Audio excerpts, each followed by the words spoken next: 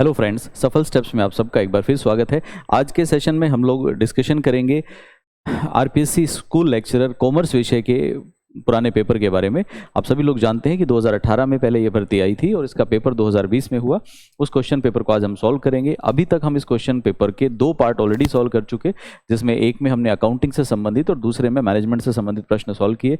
आज की क्लास में हम लोग कुछ और क्वेश्चन सॉल्व करने की कोशिश करेंगे। तो आइए देखते हैं, जिससे आपको ये अंदाज़ा लगेगा कि पेपर का स्तर कैसा रहता है और आपकी तैयारी किस लेवल की होनी चाहिए। अभी तक हम लोग 1 से लेकर 20 तक क्वेश्चन पुराने वीडियो में सॉल्व कर चुके। आज हम लोग क्वेश्चन नंबर 21 से स्टार्ट करते हैं। क्वेश्चन नंबर 21 है, एक ठहराव जो कानून द्वारा परिवर्तनीय हो कहलाता है।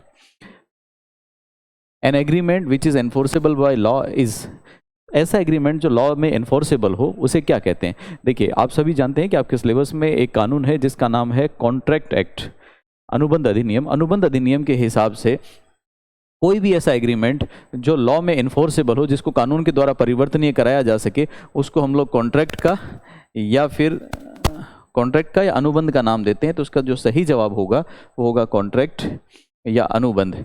अब किसी भी अनुबंध के लिए बहुत सारी शर्तें ज़रूरी हैं कि जब हम अनुबंध करना चाहते हैं तो सबसे पहले अनुबंध के लिए एक ऑफर या प्रस्ताव, उसकी स्वीकृति और उसके साथ में अनुबंध का प्रतिफल, ये सब होना चाहिए। तो ये अनुबंध की आवश्यक शर्तों में से एक है। लेकिन जब कोई एग्रीमेंट, जब कोई ठहराव, जब कोई समझौता कर लिया जाता है और वो समझौता अगर कानून द्वारा परिवर्तनीय हो, मतलब जिसको कानून में जाके एनफोर्स किया जा सके, तो हम उसको अनुबंध का या कॉन्ट्रैक्ट का नाम दे देते हैं। उसके बाद देखिए क्वेश्चन नंबर 22। क्वेश्चन नंबर 22 है, राष्ट्रीय आयोग में कितने रुपए से अधिक के मामलों पर विचार किया जाता है। ये क्वेश्चन डिस्प्यूटेड था, इस वजह से इसको आरपीएससी के द्वारा डिलीट कर दिया गया था। तो हम भी इस क्वेश्चन पे कोई डिस्कशन नहीं करेंगे, इसको हम छोड़ देते हैं।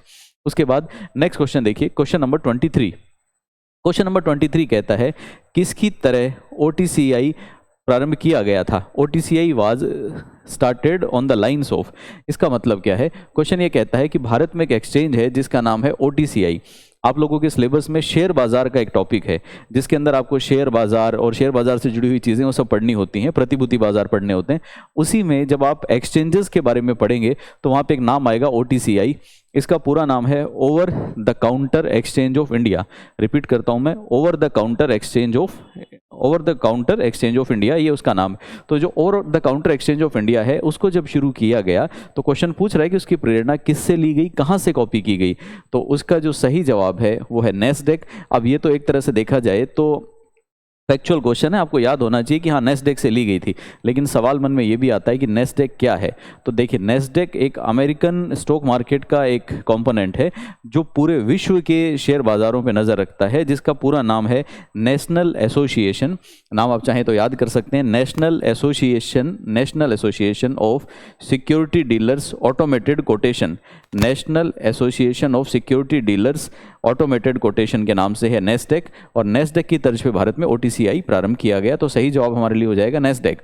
उसके बाद क्वेश्चन कह रहा है कि कौन सा विपणन का कार्य नहीं है, which is not the function of marketing. इनमें से मार्केटिंग का फंक्शन कौन सा नहीं है। देखिए, सबसे पहले तो हम विपणन की अवधारणा को अगर हम लोग समझें तो मार्केटिंग को कुछ लोग एडवर्टीजमेंट के साथ में कंफ्यूज करते हैं। लोग ये मानते हैं कि जो विज्ञापन है वही मार्केटिंग है। नहीं, एडवर्टीजमेंट या विज्ञापन और मार्केटिंग या विपणन दोनों अलग अलग हैं। विज्ञापन मार्केटिंग का एक छोटा सा हिस्सा है। विपणन या मार्केटिंग एक बहुत बड़ा ब्रॉड कॉन्सेप्ट है, जिसके अंदर उत्पादन से पहले जब उत्पादन की प्लानिंग होती है वहाँ से गतिविधियाँ स्टार्ट होती हैं, और जब उत्पादन करके ग्राहक को वस्तु बेच दी जाती है और सेल के बाद ग्राहक को आफ्टर सेल सर्विसेज या विक्रय पश्चात सेवाएं दी जाती हैं, वहाँ तक की सारी गतिविधियाँ उसके अंदर शामिल होती हैं। तो ये अपने आप में एक ब्रॉड कॉन्सेप्ट है। अब क्वेश्चन पूछ रहा है कि इनमें से कौन सा विपणन का कार्य नहीं है। पहला, माल का क्रय या उत्पादन, बाजार सूचनाओं का संग्रहण और विश्लेषण, विपणन का नियोजन और उत्पाद की रूपरेखा और विकास। दोबारा से देखते हैं, क्वेश्चन पूछ रहा है कि मार्केटिंग का काम कौन कौन सा नहीं है। मार्केटिंग का काम कौन सा नहीं है, जिसमें से सबसे पहले देखिए, purchase and production of goods, gathering and analysing the market information, market planning और प्रोडक्ट डिजाइनिंग एंड प्लानिंग। सबसे पहले हम लोग मार्केट का एनालिसिस करते हैं, पता करते हैं कि बाजार में हमारे प्रोडक्ट की डिमांड कितनी है, किस तरह के प्रोडक्ट की डिमांड है। इसलिए ये मार्केट के बारे में सूचनाएं इकट्ठी करना, बाजार सूचनाओं का संग्रहण और विश्लेषण, ये तो मार्केटिंग का अहम भाग है। उसके बाद में इसको हम किस तरह से मार्केट करेंगे, बाजार में कैसे उतारेंगे, इसकी योजना बनाना, मार्केट प्लानिंग, ये भी उसके एक हिस्सा है। और जब हमें पता चल जाएगा कि बाजार में, जैसे आपने सोचा कि बाजार के अंदर टेलीफोन की डिमांड है, तो उस टेलीफोन का डिजाइन और डेवलपमेंट, ये भी मार्केटिंग का ही हिस्सा है। लेकिन मार्केटिंग वाले कभी भी प्रोडक्ट का उत्पादन नहीं करते, तो प्रोडक्शन डिपार्टमेंट का हिस्सा होता है। तो इसका मतलब है कि जो पहला है परचेज और प्रोडक्शन, ये मार्केटिंग का हिस्सा नहीं है। तो हमारा सही जवाब होगा आंसर नंबर ए। हमसे यही पूछा गया था कि मार्केटिंग में कौन सा सम्मिलित नहीं है। उसके बाद क्वेश्चन नंबर नेक्स्ट देखते हैं। क्वेश्चन नंबर नेक्स्ट देखिए, नेक्स्ट क्वेश्चन है हमारा कि निम्न में से कंपनी सचिव के कार्यों का विवरण कौन सा है। तो इस क्वेश्चन की डिस्कशन की वर्थ नहीं है, इसको मैं हटा देता हूं। क्यों? क्योंकि आपका जो रिवाइज सिलेबस आया है, रिवाइज सिलेबस के हिसाब से कंपनी सचिव का पूरा चैप्टर आपके सिलेबस से उड़ा दिया गया है। तो क्योंकि नए सिलेबस में कंपनी सचिव है ही नहीं, इसलिए उसके क्वेश्चन की बात नहीं करेंगे हम लोग। उसके बाद क्वेश्चन है नेक्स्ट 26वां क्वेश्चन है, कौन सी पुस्तक हेनरी फेयोल द्वारा सन 1916 में फ्रांसीसी भाषा में लिखी गई थी।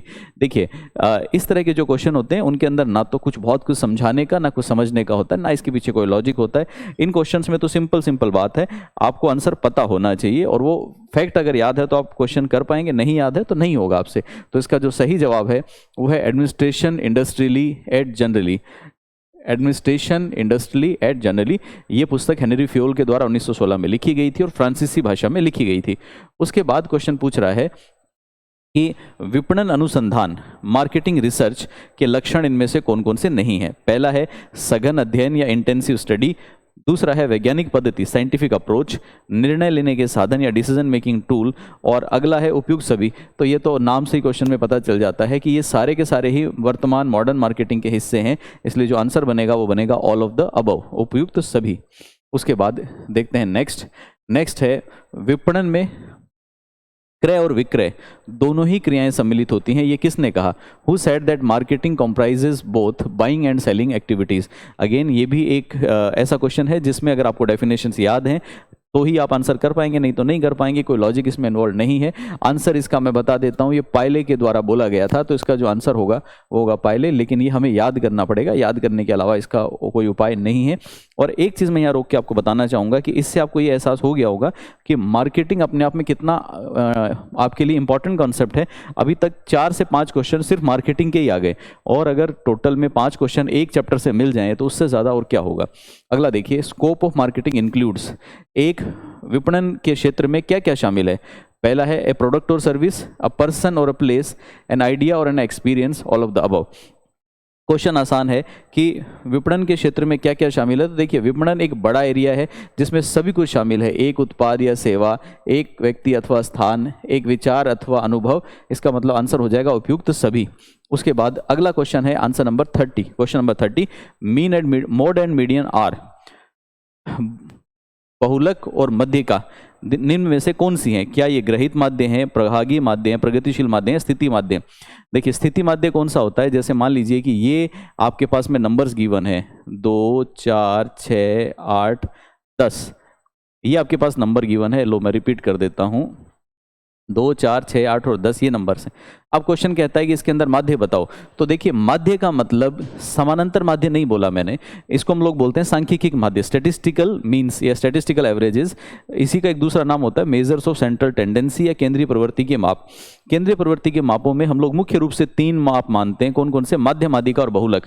जो माध्य है उसको हम समानांतर माध्य बोलते हैं। समानांतर माध्य अलग है, और जब सांख्यिकीय माध्य बोला जाए तो सांख्यिकीय माध्य में माध्य भी शामिल है, माध्यिका भी शामिल है और बहुलक भी शामिल है। तो मीन, मोड, मीडियन तीनों ही स्टैटिस्टिकल एवरेजेस हैं। इन स्टैटिस्टिकल एवरेज में मुख्य रूप से 2 प्रकार के एवरेज होते हैं, होने को तो ये भी हैं लेकिन मेनली 2 होते हैं, एक तो अरिथमेटिक और एक पोजिशनल। अरिथमेटिक कौन सा होता है? जो गणित की फॉर्मूले के आधार से निकाला जाता है, जिसको आप लोग जानते हैं, जिसको हम लोग x बार से दर्शाते हैं, और उसका फॉर्मूला होता है समेशन ऑफ x अपॉन में n। सभी संख्याओं का योग डिवाइडेड बाय संख्या कितनी है उनका नंबर। अब कुछ ऐसे होते हैं जिनके लिए गणित के फॉर्मूले की ऐसा जरूरत नहीं होती, स्थिति देख लेते हैं, उसकी स्थिति से पता लगा लेते हैं। जैसे इनमें से मध्य का ढूंढनी हो तो आपके पास नंबर है 2 4 6 8 10, इसमें टोटल 5 है, इसमें से मध्य में कौन सा स्थिति हम ढूंढ लेंगे। तो मध्य का और बहुलक वो दोनों ही बेसिकली स्थिति के ऊपर आधारित होते हैं, कौन सा बार बार आता है वो बहुलक है, मध्य में कौन सा स्थित है वो मध्य का है। इसलिए जो आंसर होगा वो होगा स्थिति संबंधी माध्य, स्थिति वाले औसत या प्रोपोर्शनल एवरेजेस। तो ये इसका सही जवाब हो जाएगा। अब चलते हैं आगे, अगला देखिए जरा। अब यहाँ से जो हमारे क्वेश्चन स्टार्ट होते हैं, यहाँ से हमारे क्वेश्चन स्टार्ट हो गए बेसिकली इकोनॉमिक्स के, इकोनॉमी के क्वेश्चन संबंधित हो गए। लेकिन ये जो इकोनॉमी के क्वेश्चंस हैं ये भी आप याद रखिएगा कि ये क्वेश्चन भी बेसिक क्वेश्चंस हैं और करंट अफेयर की तरफ ज़्यादा झुकाव है इनका, इकोनॉमिक्स के कॉन्सेप्ट से ये सब क्वेश्चन नहीं है। तो पहला क्वेश्चन देखिए जरा। पहला क्वेश्चन है कार्बनिक खेती के लिए किन उपायों का सुझाव दिया गया। कार्बनिक खेती के लिए इनमें से कौन सा सुझाव दिया गया। अंग्रेजी में अगर हम लोग देखें तो which remedies are suggested for organic farming. Organic farming के लिए कौन सा सुझाव दिया गया। पहला है जैविक खाद का प्रयोग। तो डेफिनेटली जब ऑर्गेनिक फार्मिंग होगी तो उसका पहला मेन एलिमेंट यही होता है कि केमिकल फर्टिलाइजर या रासायनिक उर्वरक का प्रयोग नहीं करना, उसकी जगह जैव उर्वरक का प्रयोग करना है। तो सही आंसर हो गया पहला, ये तो सही है। दूसरा देखते हैं शिक्षा और प्रशिक्षण, एजुकेशन एंड ट्रेनिंग और ड्राई फार्मिंग। देखिए शुष्क खेती का संबंध ऑर्गेनिक खेती से नहीं है। ऑर्गेनिक खेती का मतलब सिर्फ ये होता है कि हम अपने खेती को जितना ज़्यादा प्राकृतिक संसाधनों की सहायता से कर सकें उतना करेंगे। उसके अंदर रसायन, केमिकल्स, बाहर की चीज़ें, आर्टिफिशियल चीज़ें उनका यूज़ नहीं करेंगे। खेत से ही शुद्ध बीज लेंगे, उन शुद्ध बीज के अंदर बायो फर्टिलाइज़र या जैविक खाद, गोबर वगैरह की खाद उसका प्रयोग करेंगे। खेत में जो पानी उपलब्ध है उसी पानी का प्रयोग करेंगे। तो प्रैक्टिकली वो एक तरह से प्राकृतिक खेती है। तो यहाँ पे सही जवाब होगा बायो फर्टिलाइजर्स का यूज़ है, जैविक खाद का प्रयोग। शिक्षा और ये सब इसका हिस्सा नहीं है। और वैसे भी किसानों को जैविक खेती के लिए शिक्षा नहीं चाहिए। जैविक खेती तो वो पुरानी प्रथा है जो सदियों से हमारे किसान प्रयोग करते आ रहे हैं। ये तो अब मॉडर्नाइजेशन में कुछ कुछ किसानों ने केमिकल का यूज़ करना शुरू कर दिया। बाकी जो भारत की पारंपरिक खेती है वो तो हमेशा से ही जैविक खेती ही थी। उसके बाद अगला क्वेश्चन है 32। क्वेश्चन है भारत के ग्रामीण क्षेत्रों में रोजगार वृद्धि की वर्तमान में सबसे महत्वपूर्ण योजना कौन सी है।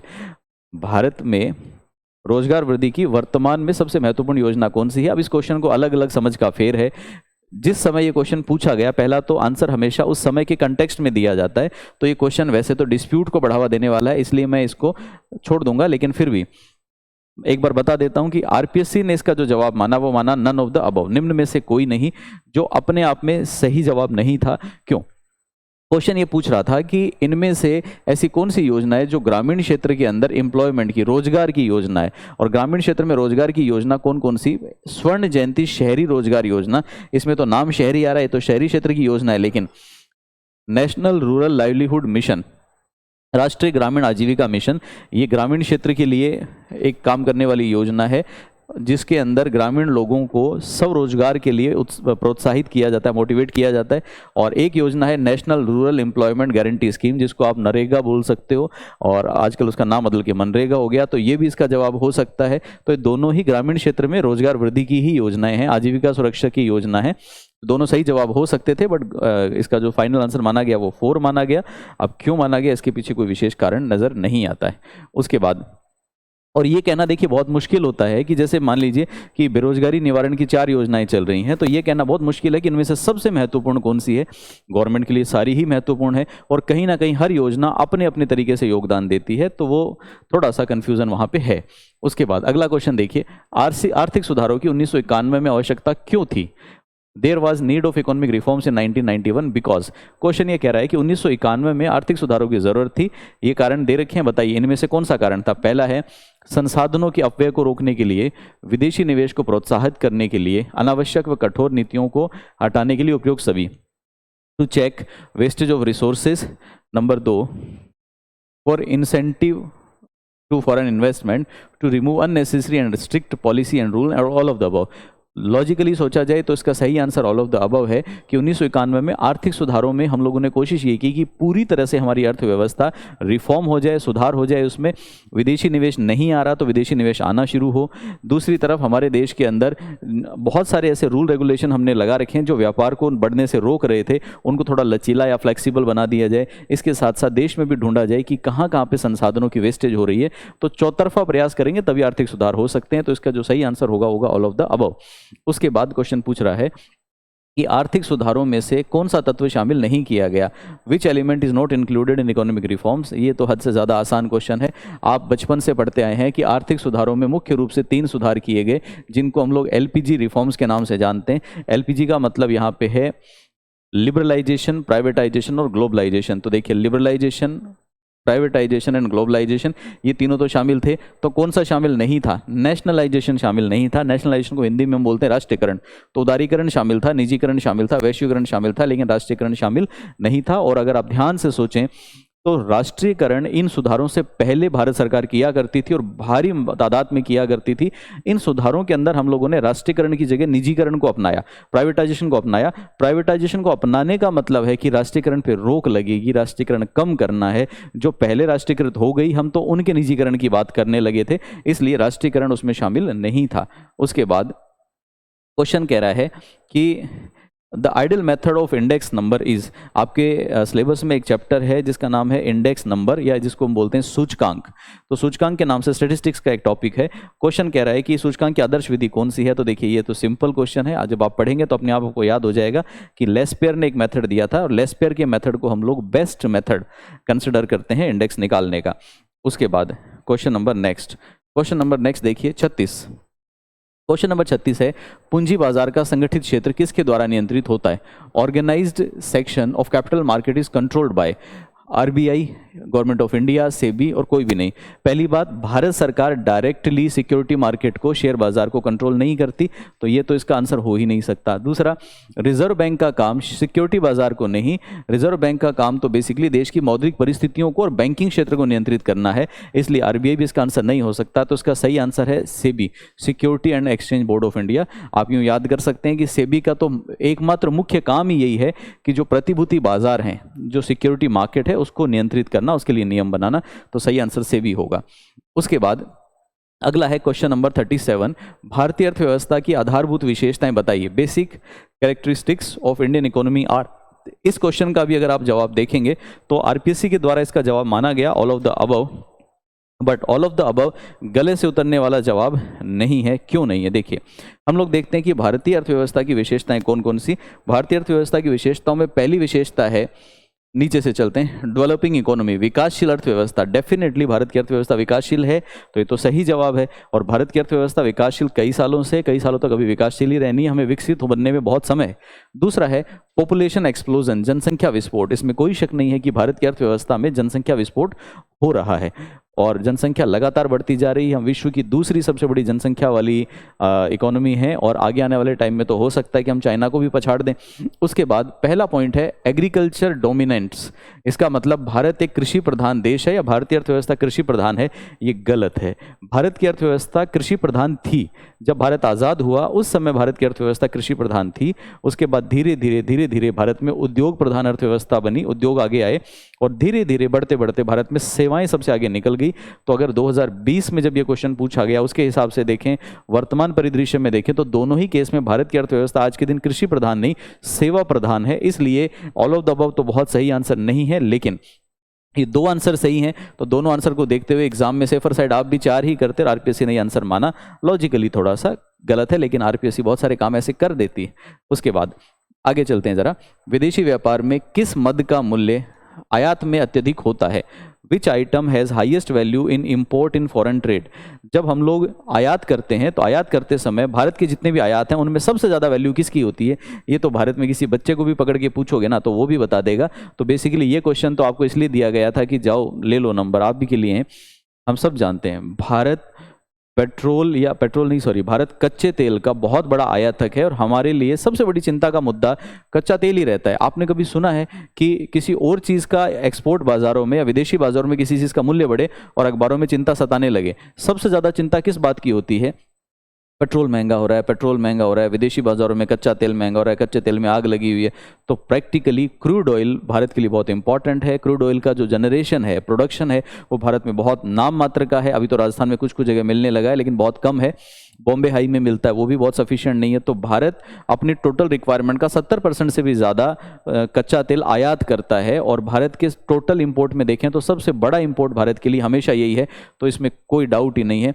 क्या भारत मशीनरी और इक्विपमेंट ज़्यादा आयात करता है? नहीं। क्या गोल्ड ज़्यादा आयात करता है? डेफिनेटली करता है, लेकिन सबसे ज़्यादा नहीं। टेक्निकल नॉलेज नहीं, आंसर सही होगा पेट्रोलियम। और इसका आंसर भी देखिए, हिंदी और इंग्लिश में इन्होंने गलत गलत दोनों में आंसर दिया। ऐसी मिस्टेक्स होनी नहीं चाहिए पेपर के लेवल पे, लेकिन है। इधर लिखा हुआ है खनिज तेल, खनिज तेल का मतलब होता है क्रूड ऑयल, और इधर लिखा हुआ है पेट्रोलियम। तो सही आंसर होना चाहिए था क्रूड ऑयल और खनिज तेल या कच्चा तेल, और वो सही आंसर है पेट्रोलियम। अगर आप लिखते हैं तो पेट्रोलियम में तो पेट्रोल भी आता है, डीजल भी आता है ना, पेट्रोल से जुड़ी हुई बाकी चीज़ें भी आती हैं। भारत पेट्रोल डीजल का बहुत बड़ा आयातक नहीं है, कच्चे तेल का आयातक है। दोनों बातों में फ़र्क है। भारत कच्चा तेल आयात करता है, उससे पेट्रोल बनाता है। और आपकी जानकारी के लिए बताऊं, भारत तो पेट्रोल का निर्यातक भी है, लेकिन कच्चा तेल हमारे पास निर्यात करने के लिए कहाँ, वो तो हम खरीदते रहते हैं खाली। उसके बाद क्वेश्चन कहता है कि जो विदेश व्यापार नीति है आपकी, फॉरेन ट्रेड पॉलिसी है, फॉरेन ट्रेड पॉलिसी किस उद्देश्य से प्रेरित है? अब अगेन ये जो क्वेश्चन है ये आपकी पुरानी विदेश नीति का है। भारत में जब ये प्रश्न आया उस समय भारत में एक विदेश नीति चल रही थी, फॉरेन पॉलिसी चल रही थी, जो 2015 से 2020 के लिए बनी थी। 2020 का प्रश्न है। नॉर्मली फॉरेन पॉलिसी 5 ईयर्स के लिए बनाई जाती है, हर 5-5 साल के बाद उसको रिन्यू किया जाता है। और जब भी कोई विदेश व्यापार नीति बनती है तो उसका एक उद्देश्य रखा जाता है। इनमें से कौन सा उद्देश्य था? पहला, निर्यात वृद्धि करना, आयात बढ़ाना, विकास के साथ निर्यातोन्मुख और संरक्षण देना। To increase export, to increase import, export oriented compared with development and to give protection। देखिए, भारत में शुरू से ही 2 तरह की पॉलिसी रही है। पहले हम लोग क्या करते थे, शुरुआत में हम लोगों का जो निर्यात करने का उद्देश्य होता था वो क्या था? विदेशी व्यापार नीति पहले हुआ करती थी, जिसको हम लोग बोलते थे ग्रोथ ओरिएंटेड एक्सपोर्ट। तो पहले होती थी ग्रोथ ओरिएंटेड एक्सपोर्ट, मतलब हम लोग ग्रोथ करना चाहते थे, देश की विकास करना चाहते थे, उसके लिए अगर एक्सपोर्ट करना होता तो करेंगे। अभी जो भारत की पॉलिसीज़ हैं आजकल वो होती हैं एक्सपोर्ट ओरिएंटेड ग्रोथ। अब हमें समझ में आ गया कि अगर हम निर्यात वो ज़्यादा करेंगे तो उससे अपने आप देश का विकास होगा। इसलिए आज के दिन हमारी जो पॉलिसी होती है वो होती है एक्सपोर्ट ओरिएंटेड डेवलपमेंट या एक्सपोर्ट ओरिएंटेड ग्रोथ। तो सही आंसर होगा इसका आंसर नंबर 3। उसके बाद क्वेश्चन नंबर 40, निर्यात संवर्धन के लिए सरकारी प्रयास कौन कौन से हो सकते हैं? तो out of the following what can be government efforts for export promotion? निर्यात को बढ़ाने के लिए सरकार क्या क्या काम कर सकती है? पहला, अपॉइंटमेंट ऑफ इंक्वायरी कमेटी, जांच समिति बना सकती है जिससे पता चले कि कहाँ कहाँ पे समस्याएं हैं, उनको निवारण। तो जांच समिति तो एक बेसिक पॉइंट है। फिर लिखा हुआ है establishment of export promotion institute, इसका मतलब निर्यात संवर्धन की संस्थाओं का गठन। हाँ, बिल्कुल कर सकती है गवर्नमेंट, ऐसी संस्थाएं बना सकती है जो निर्यात को बढ़ावा दें, जिनसे निर्यात को बढ़ावा मिले। और अगला लिखा हुआ है निर्यात प्रोत्साहन की योजनाएं। तो डेफिनेटली गवर्नमेंट जब निर्यात को बढ़ाना चाहती है तो निर्यात को बढ़ाने की योजनाएं भी बनानी पड़ेंगी। तो सारे ही पॉइंट वैलिड हैं, इसलिए आंसर सही हो जाएगा ऑल ऑफ द अबव। अब मैं उम्मीद करता हूँ कि आज का सेशन आपके लिए महत्वपूर्ण रहा होगा, आपको समझ आया होगा। इसी तरह से हम लोग इस क्वेश्चन पेपर का बचा हुआ हिस्सा सॉल्व करेंगे अगली किसी सीरीज़ में। तब तक के लिए आप सबका बहुत बहुत धन्यवाद। इसी तरह से पढ़ते रहें, रिवाइज करते रहें, अपने एग्ज़ाम की तैयारी करते रहें। और अगर आपको हमारा चैनल, हमारा कंटेंट पसंद आता है तो लाइक करें, सब्सक्राइब करें और ज़्यादा से ज़्यादा स्टूडेंट्स के साथ शेयर करें। आज के सेशन के लिए बहुत बहुत धन्यवाद।